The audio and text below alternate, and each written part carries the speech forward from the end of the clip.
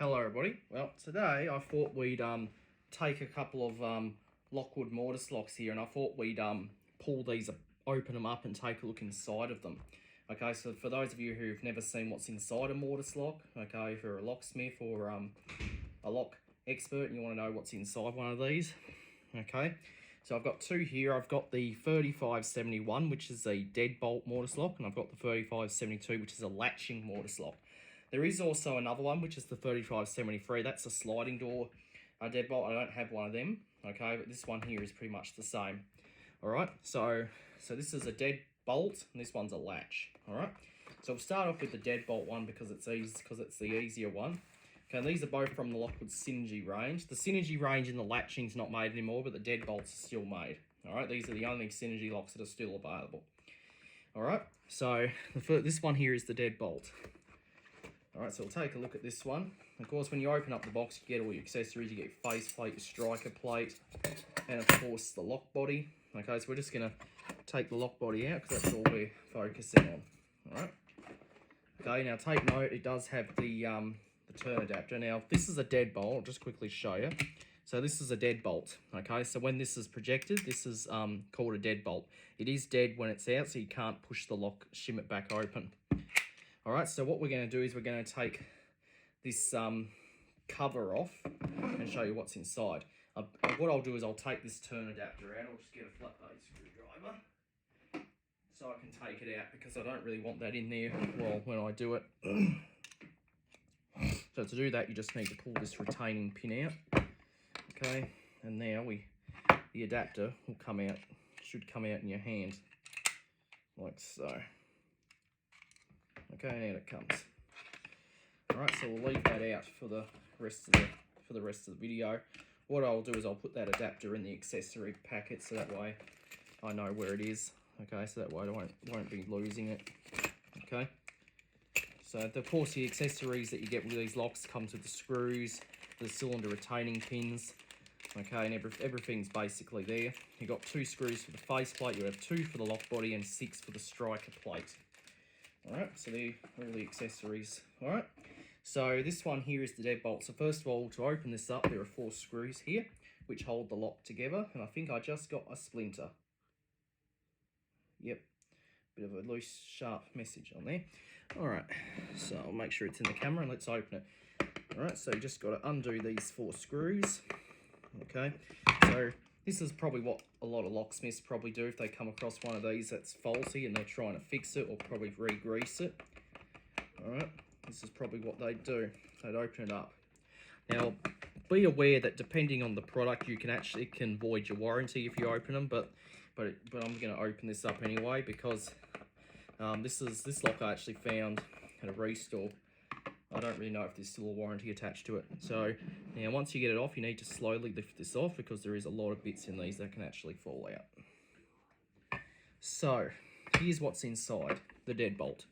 So we have the bolt right here, and this black part is what makes the bolt go dead. So that when that is up, this bolt will not project out. It also has this little ball bearing down there as well, and there is grease in there, okay? You have the cover here. This is all die cast. This lock body is die cast. So the faceplate, this faceplate part here is actually stainless steel. Okay, so when the lock locks, this part here locks into these grooves here. Okay, and that prevents the bolt from being pushed back. And when you turn your cam or your turn snip, the cam catches on this, and it allows this part to go down. And therefore the bolt can project. Oops, I just lost the ball bearing. Put that back in there. All right, so I shouldn't really do this while the lock's apart because you can lose parts. But this is all that's inside the deadbolt. It'll be the same for the sliding one. The sliding one's the same except it has hooks that catch onto the strike. All right, so that's all that's inside the deadbolt. So nothing exciting. All right, so we'll put this back together. So we just put the cover back on. And then we put the 4 screws back in.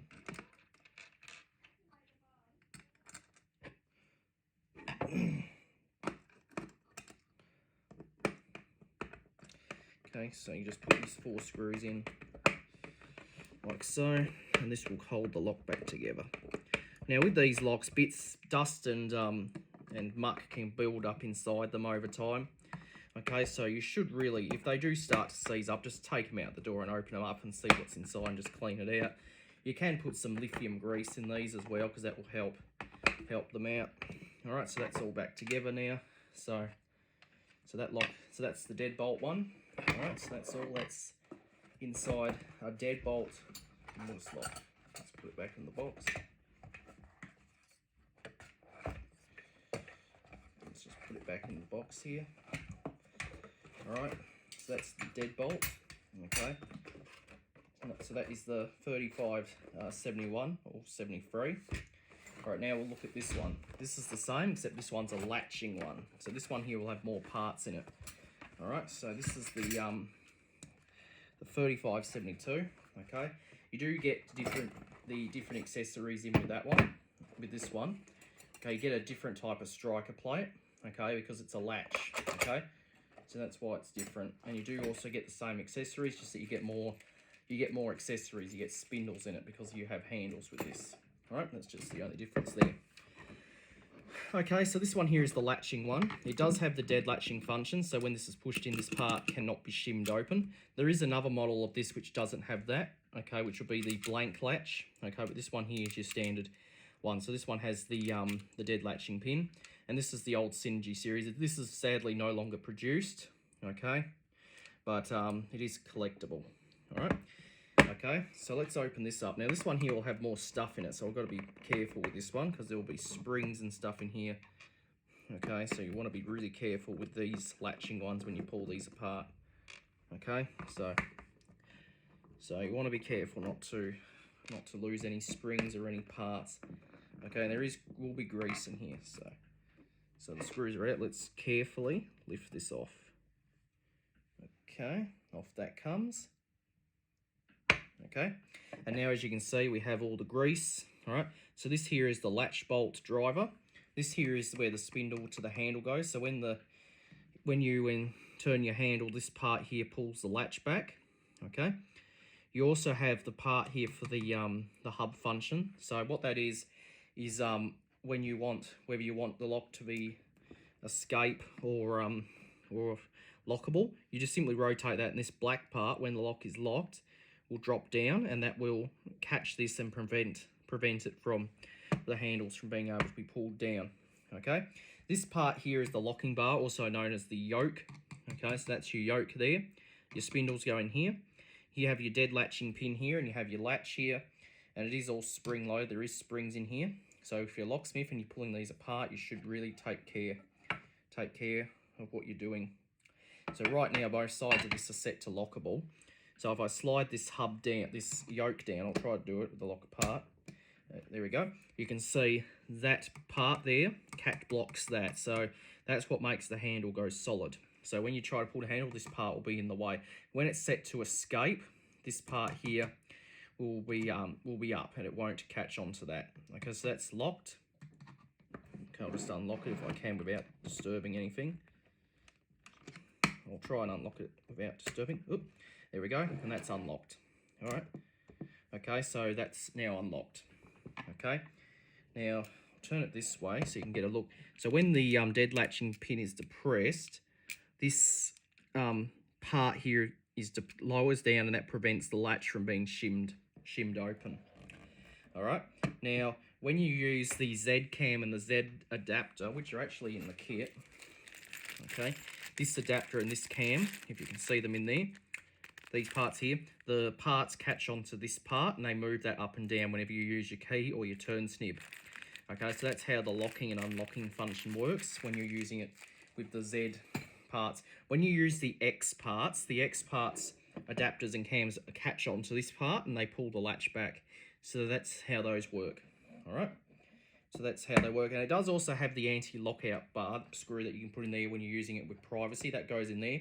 So when this is depressed, this ramp will hit that and actually release the lock. Okay, so that's how that works.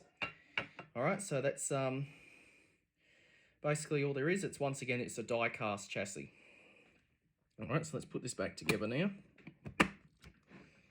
Okay, so you basically put that back on, and then we just tighten up the screws like so. So this is the old Synergy, the 3572, and it would be the same for the 3582. Okay, so this lock here was succeeded by the 3672, which was the Pentagon series, but that one was having backfiring issues. And then they brought out the 3772, which was the successor. Okay, and that one, there's been no issues with it. So since that lock has survived, Lockwood are no longer producing this lock. Okay, they're still making it in the deadbolt, so you can still get the deadbolt one, you just can't get the latching one anymore. Okay, so that's the difference there. So that's just the difference. All right, so now the lock is all back together. Okay, the lock is all back together. Okay, so that's basically all there is inside these locks. Okay, so that's basically all there is inside a deadbolt and a latching mortise lock from Lockwood. Okay, as you can see, there's the two lock bodies side by side. As you can see the difference there. The difference is just that one has a deadbolt and one has a latch. So this is a latch, this is a deadbolt. Okay, you notice the plate on this is square. This has a square plate. This one here has a rounded plate. Okay, the 3472 had a square plate, but ever since this model they've changed it to a round plate. Okay, so that was the processor to this. Okay, but otherwise that's really all that's inside. Okay, so this one here, there's not much. This one here is not much of a puzzle. Okay, because you've only got a few parts. This one here, there's more parts, so you've got to be careful when you pull one of these apart. All right, so you need to be cautious of that. It would be the same for the narrow style. Okay, but otherwise that's all that's inside. So now you've seen what's inside a mortise lock and how they work. And then these are both mechanical. There's nothing electronic about these. There is an electronic version of this available. Okay, the latching one comes with an electronic version. Okay, but the deadbolt's mechanical only. All right, so that's really the only difference. All right, so that is the Lockwood 3571, 3572, what's inside. Okay, so I hope you enjoyed, and that'll be it.